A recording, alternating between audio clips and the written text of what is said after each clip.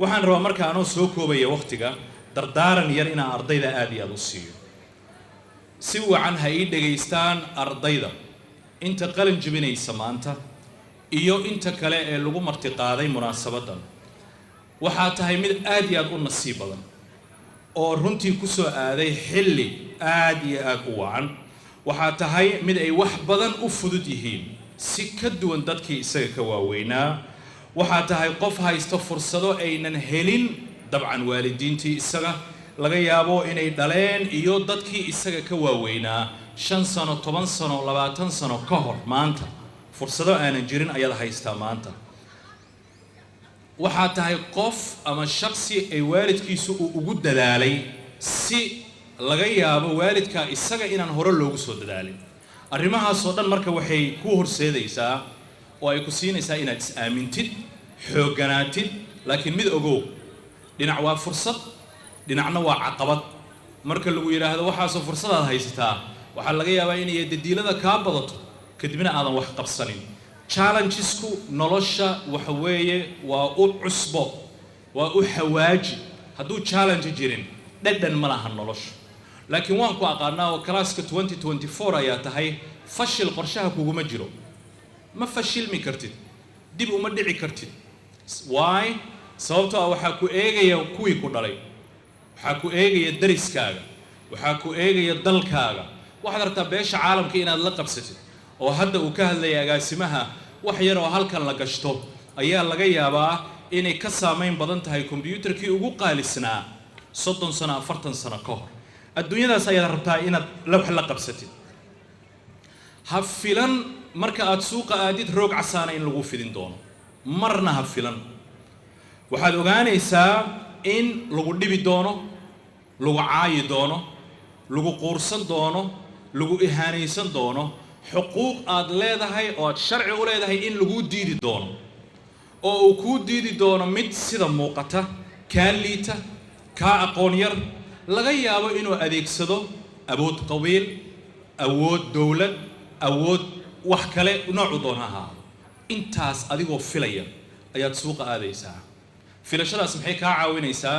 diyaar garow markii waxaas lagu yiraahdo waxaad leedahay no jaanis kala jira inta haddaad ka waysid intaad ka aadaysaa inta haddaad ka ways halkana aadaysaa isaga hadduu irid ka xiro irid kale ayaad furanaysaa waxaad la soo kulmaysaa xilligan aad joogtid fursad aad iyo aad u qiimo badan qodobka labaad ee muhiimka ah waddanka isbedel weyn ayaa ka muuqda bal dib u eeg isbuucii la soo dhaafay labadii isbuucii la soo dhaafay bas fiiri imisa mashaariic ayaa idaacadaha ku jira imisa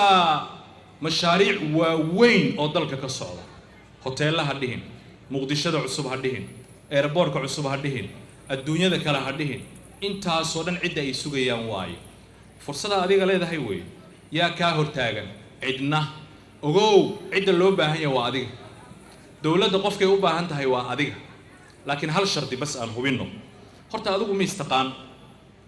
adiga ma isku kalsoon tahay adiga ma is aaminsan tahay qofna niyadda uma dhisi karo qof shumiciisa uu dansan yahay ninkii xiriyaha wuxuu yiri shumcu noo shidi jiray waa run shumcu hadduu dansan yahay dee waxa kaloo dhan waxba lama qaban karo waxba lama qaban karo shumaca markuu shidan yahay laakiin wax celinaya ma jiro xalay baa waxaan dhagaysanayay khudbaddii wasiir faarax oo shalay mise xalay uu ka jeedinayay xafladdii qalinjibinta ee jaamacadda banaadir dadkii dhiigga u daadiyay jaamacaddaas ee loo laayay ee madax isugu jiray barofesoro dakaatir ku noolaan karay dunida meelo kale si raaxa leh laakiin doortay inay waddankooda yimaadaan imagine markii ay dhinteen kuwii ag fadhiya maxaa u furnaa ikhtiyaaraad badan inay quustaan iyo laalaabtaan iyo isaga tagaan laakiin shumacaa shidnaa waxaa la yidhi maya intaasoo sano kadib maanta waxaa ka qalin jibinaya intaasoo kun waa sida dadku dhahaanoo hebel ma uunan dhimanin wuu dhuuntoo kale weeye marka midda laydinka rabo muhiimka waxa weeye waa inaad ka adkaatid naftaada waa cadowga koobaadeed haysatid anigu dhallinyarada si gaaraan u jeclahay sababtoo ah waa mustaqbalka waddankan mustaqbal baa la dhihi jiray laakiin hadda mustaqbalba ma jiraba waa maantaba iyagaa hadda ahba dhallinyaro kale iyo dadka dal kale ma hayaba 70% waxaa la yiri ummadda Soomaaliyeed iyo ka badan waa dhalinyaro marka waxaad u baahan tahay naftaada ka adkaatid ku ku adkeen naftaada inay fuliso waxaad kula ballantay salaadii subax baad dukan laadahay markaasaad rabtaa liibaan ballantii aad gashaad ka soo daahaysaa markaasaad sugaysaa liibaan ma yanfacsh